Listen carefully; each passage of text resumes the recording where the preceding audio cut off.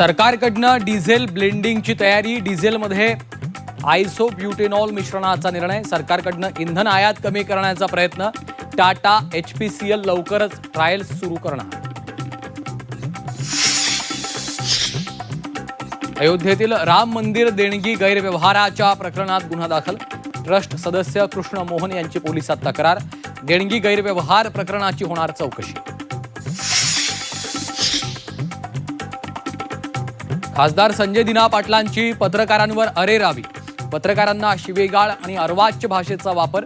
संजय दिना पाटलांकडनं पत्रकारांना धमकी. सर्वच स्तरातून संताप व्यक्त.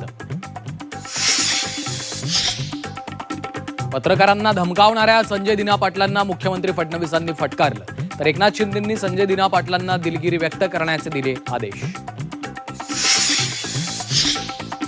संजय दिना पाटलांच्या धमकीविरोधात संजय राऊतांचं पोलीस आयुक्तांना पत्र. तर कुणाचंही घर बॉम्बने उडू देणार नाही, पोकळ धमक्यांना घाबरू नये. राऊतांच्या पत्रावर मुख्यमंत्री फडणवीसांची प्रतिक्रिया.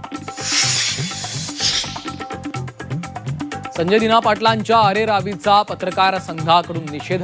ठाणे सोलापुरात संजय पाटलांविरोधात आंदोलन. मुंबईत संजय पाटलांच्या पत्रकार परिषदेवर देखील बहिष्कार. ज्योती वाघमारेंकडून राऊतांविरोधात राष्ट्रीय महिला आयोगाकडे तक्रार दाखल.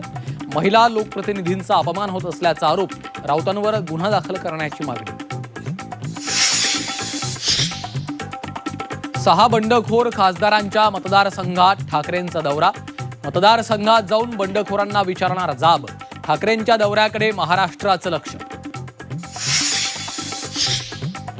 नसरापूर अत्याचार हत्या प्रकरणात नराधम भीमराव कांबळे दोषी. कोर्ट 29 जूनला सुनावणार अंतिम शिक्षा. आरोपीला जन्मठेप होणार की फाशी याकडे लक्ष. 2 देशांमध्ये एकाच वेळी भूकंप. व्हेनेझुएलात सलग 2 शक्तिशाली भूकंप. जपानही भूकंपानं हादरलं. व्हेनेझुएलात 10,000 नागरिकांचा मृत्यू झाल्याची भीती.